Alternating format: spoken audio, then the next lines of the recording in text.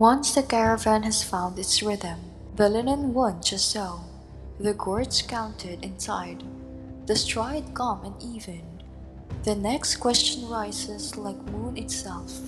Which way? For in the desert there are no roads, no signposts, no temples standing tall to beckon you forward. The dunes roll and collapse, their shapes never the same twice. One wind can erase a path in a single night, leaving no trace that anyone ever passed this way before. Without guidance, the desert is not merely difficult, it is endless. The first guides looked upward. The sky in the desert is not like the sky anywhere else. It stretches without obstacle, without smoke, without trees or hills to clutter it.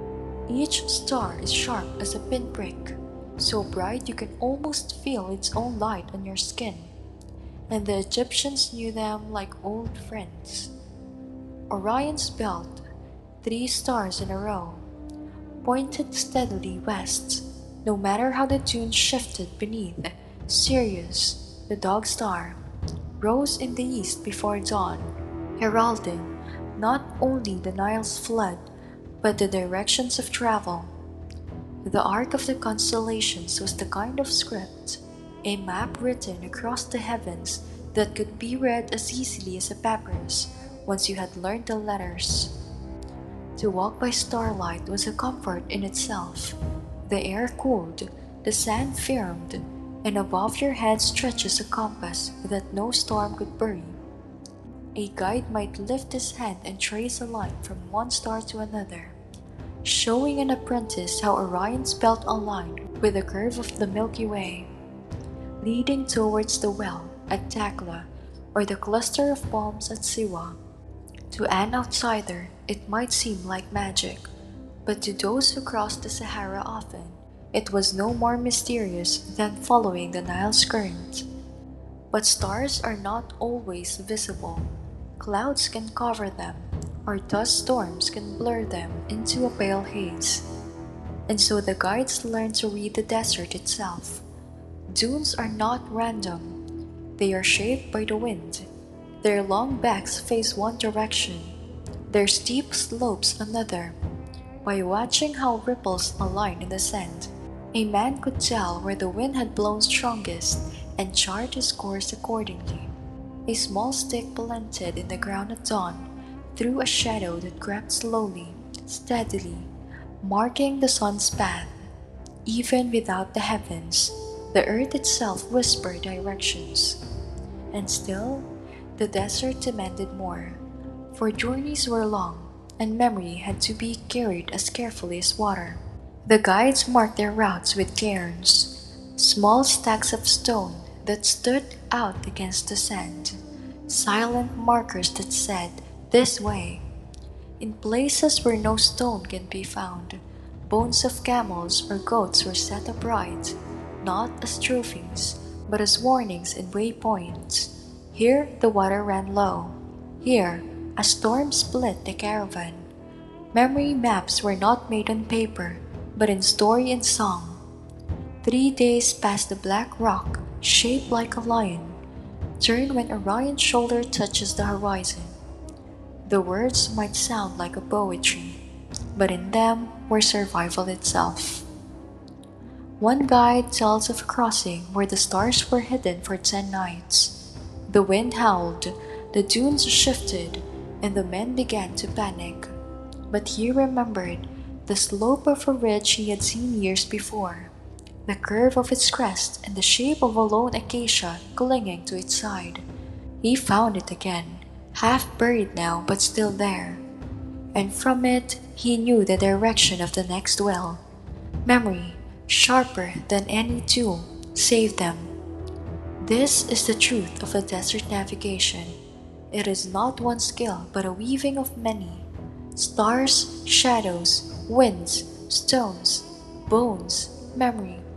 Each alone might falter, but together they formed a net strong enough to hold the caravan steady.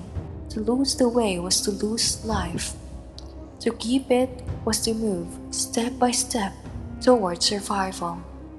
And yet, even knowing the way was not enough, because the desert did not simply test your direction. It tested how you used your pauses, how you treated your wells, how you shared the gift of water when it finally appeared. And so, our next step is the oasis itself, not just a pool of relief, but a living machine that had to be managed with care if the caravan was to endure. When the desert has stripped your throat raw, and every breath feels as though it has been sifted through dust, the oasis does not simply appear as water. It appears as survival given shape. To the Egyptians and to the caravans that crossed the sands, an oasis was not a place of leisure, but a carefully tended machine, tuned across generations to transform scarcity to life. The first sign was never water itself, but the palms. Their crowns swayed even when the horizon shimmered with emptiness, their roots reaching down through stones and salt to find moisture others could not touch. Where palms grew, wells were dug, deep shafts lined with stones, carved with care so that the sand could not collapse inward. Some were old, their edges smoothed by centuries of hope. The grooves where the letter buckets had risen and fallen, worn into the rock like wrinkles in a face. Others were newer, the handiwork of those who knew their routes must remain open if trade was to continue. Drawing water was not haphazard, it was ritualized, structured, enforced. First, the guards, or priests of the oasis, checked the level with weighted cords. If the depth was low, they rationed strictly. If it was high, they allowed more to be drawn. Camels drank first, their long throats pulsing as they swallowed mouthful after mouthful, because without them, no caravan could move forward. Then came the men, in order of seniority, each cupping their hands or lifting a gourd, sipping slowly to avoid waste. The youngest often waited last, not as punishment, but as practice in patience. The etiquette around water was as binding as any law. To drink out of turn, to take more than your share, was to break the rhythm of the machine. Inscriptions and fragments of papyri speak of men exiled for greed, their names struck from caravan lists, because water shared wrongly was water denied to all. A sip was never private, it was public, observed, remembered. But the oasis did more than quench thirst. It repaired what the desert had worn down. Straps were re-oiled with fat, sandals mended with strips of fresh hide, water skins checked for leaks and patched with resin. Blisters were washed and bandaged. Eyes reddened from glare were soothed with gall, made not for beauty, but to cut the sun's sting.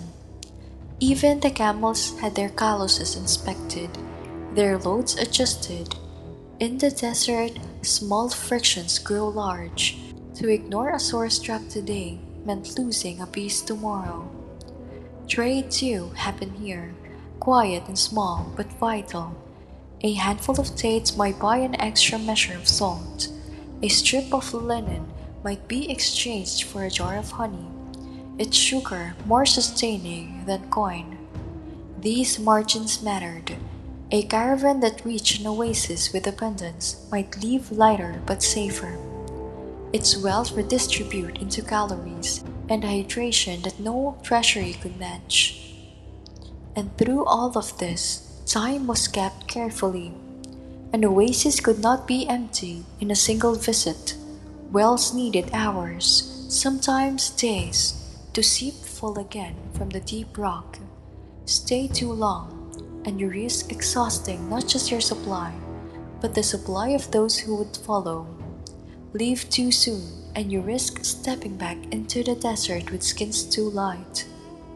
The balance was fine, and it demanded judgment as much as restraint. One story tells of a caravan that lingered 2 days too long at a generous pool, its men lulled by shade and sweetness. When they finally left, the next oasis was dry, tapped by the others before the aquifer had recovered. Half of the camels fell before they turned back. The survivors never forgot the lesson. An oasis was not a gift to be consumed, but a partner to be respected, a machine that gave only as much as you allowed it to recover. And so you see how every step led here. The arithmetic of thirst, the rhythm of dust departures, the calm pacing under linen shadows, all were designed with this destination in mind. For the oasis was not an ending, but a hinge. It decides whether the desert crossing could continue, or whether it ended in silence. But even with water in your belly and shade over your head, the desert's mercy was never complete.